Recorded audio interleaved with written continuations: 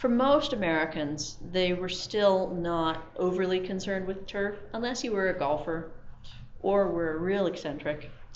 You mostly were not obsessed with your turf in front of your house. You were mostly still focused on food production.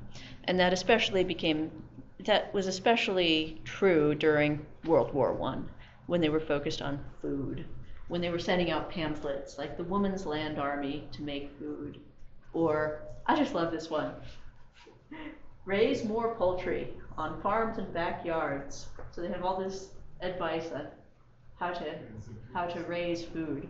More eggs and poultry will save beef and pork for the fighting boys. And then a pamphlet on war gardening and home storage of vegetables. Okay. So you've got most people still growing gardens, and some obsessive golfers saying they want turf. And the idea is spreading a bit.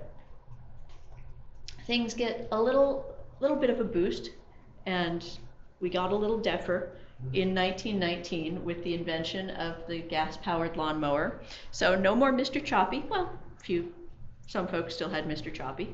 But if you wanted a gas-powered lawnmower to deafen your neighbors, that became available.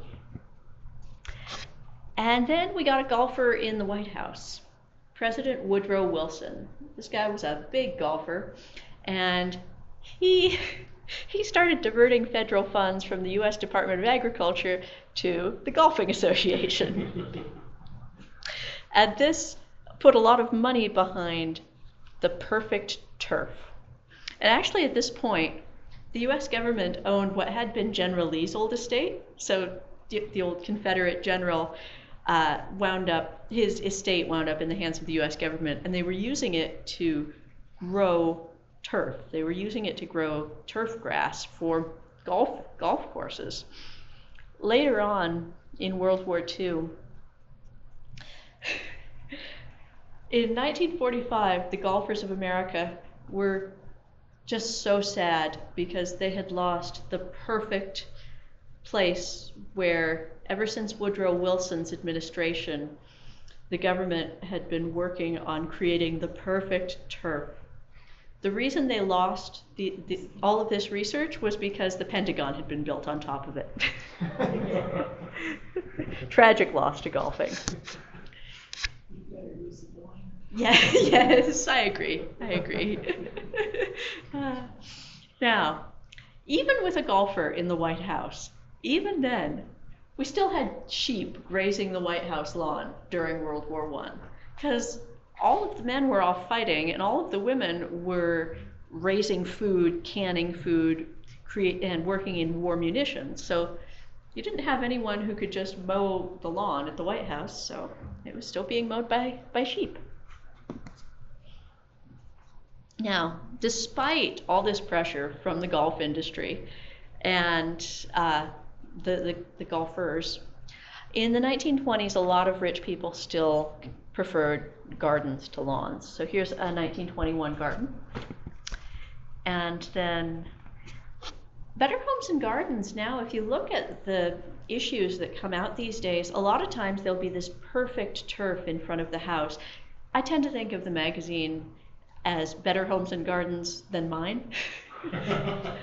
And there are always these big, beautiful houses that I could never afford with this perfect turf in front of them. But when the magazine first came out, they were much more focused on flowers, and actually they were called Fruit, Garden, and Homes.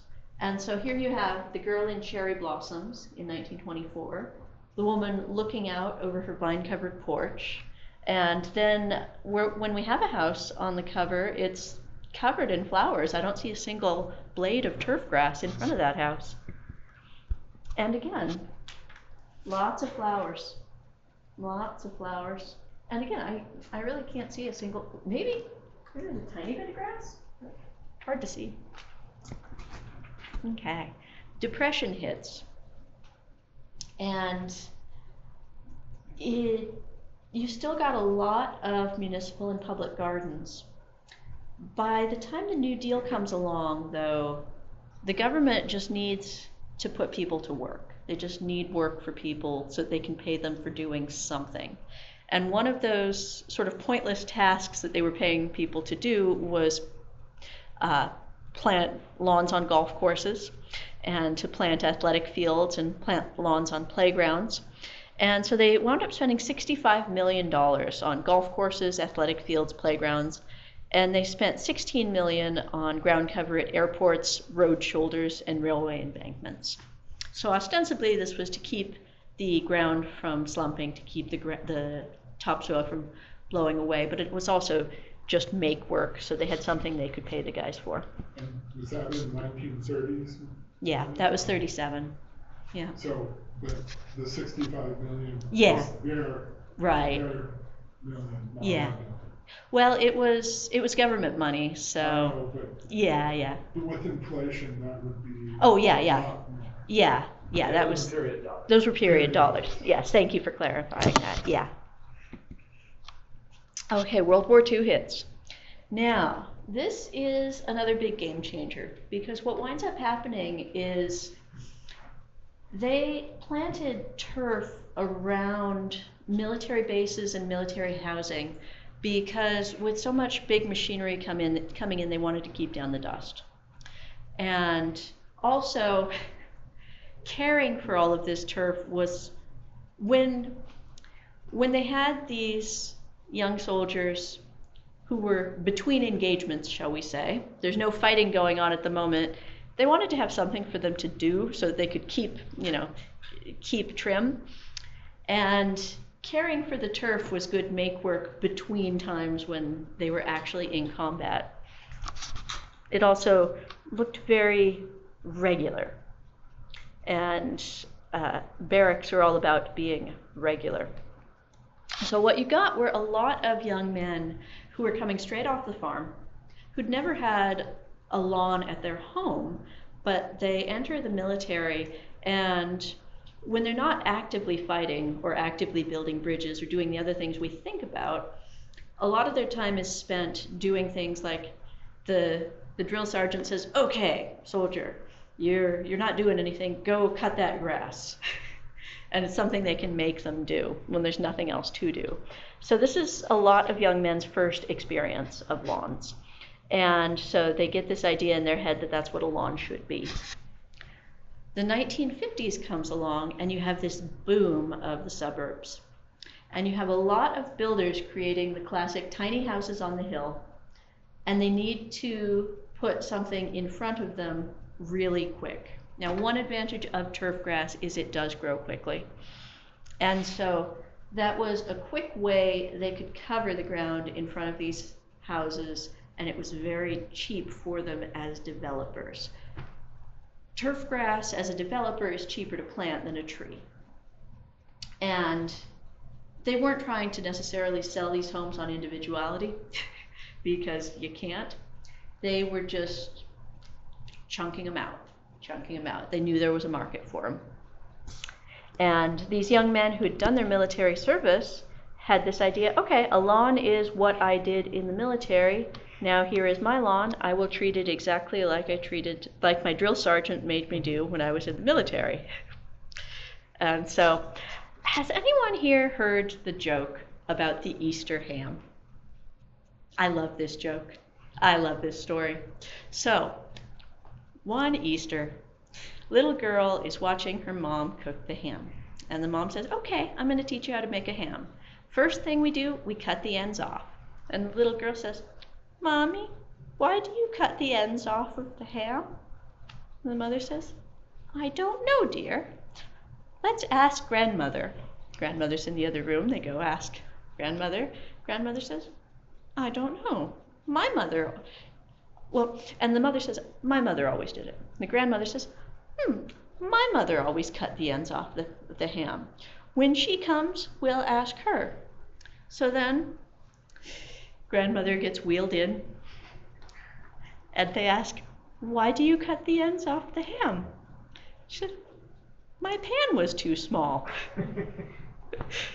So, a lot of the treatment of lawns and the idea that we need a perfect lawn is it's sort of like the small pan, because somebody had this idea for one reason. These guys in the 50s had this idea from their drill sergeants that it was vital to national security that they have perfect lawn. And so they just carried that through, and they taught their sons, who taught their sons, and nobody ever questioned if the pan had gotten any bigger.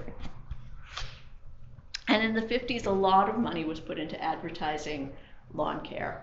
So here you have the guy sitting on Santa Claus's lap, asking for a lawnmower. You've got the guys discussing about who's got the best lawnmower. And then here we have, if you have the right lawnmower, you will also have a pert little wife bringing you a beer as you mow the lawn. So, and it's all to do with having the right lawnmower. That's all you need. And they also, have you seen those car advertisements that have the scantily clad woman sort of laying over the car, the sexy car ad? That's basically what this is. So this is not really marketing it to women per se, not in the short shorts, but it's to that guy. He wants that mower because he wants that girl. Same here. And then over here, let's see if I can give you a better view. Unfortunately, no. Okay, I wish you could see it better, because here you have the guy with the lawnmower. Yeah. Okay. So here you have the guy with the lawnmower, and here's the sort of Lolita girl who is just gazing admiringly at the guy with the lawnmower. Inadvertently, of course. Oh, yeah, total. Nothing intentional about it at all. And then here was a case where the mower industry actually took things too far, because they'd originally put out this advertisement and people complained. So they had to adjust it a bit. They had to give her a longer skirt, and they had to slightly, and they had to pull up her cleavage a bit. This is the Marilyn Monroe lawnmower. Yeah, well, this is the Marilyn Monroe reference lawnmower, and yeah, people complained about this, so they had to adjust things a little bit. And again, in this one, you've got what looks like grandma mowing the lawn, but it's not really telling you to let grandma mow the lawn any more than this one is telling you to have your dog mow the lawn. It's just sort of emphasizing the ease of that particular brand of mower. And there got to be this attitude that developed in America that let a man drink or default, cheat on his taxes or cheat on his wife, and the community will find forgiveness in its heart. But let him fail to keep his front lawn mowed and be seen doing it, and those hearts will turn to stone. So this idea developed, equating short lawns with virtue. And caring for those lawns. Oh, you got to be... It wasn't just enough to have a short lawn. It wasn't just enough to have a lawn. First, you had to have a lawn. Then you had to have a short lawn. Then you had to have a lawn that was free of anything but one species of turf grass. Because it was this ever-building, ever-moving goalpost. And so a lot of pesticides and herbicides came in. Now, part of what did that was that after World War II, during the War Department had been developing a lot of chemicals. And when the war ended, they no longer had the US government buying all those chemicals from them. So they needed a market. And so the market they worked out they could sell them to was the home lawn owner. And so one of the most famous ones, I'm not going to attempt to pronounce it. It is colloquially known as T4D. Now, this got developed in World War II, but it got really famous in Vietnam. Now, does anyone know what the other name for 2,4-D is? Yes? Agent Orange. Agent Orange, exactly. So this is a broadleaf weed killer, and it is still in a lot of chemicals that are sold in hardware stores. So if you read the labels on the chemicals, it's in a lot of them, and people still put it on their lawns.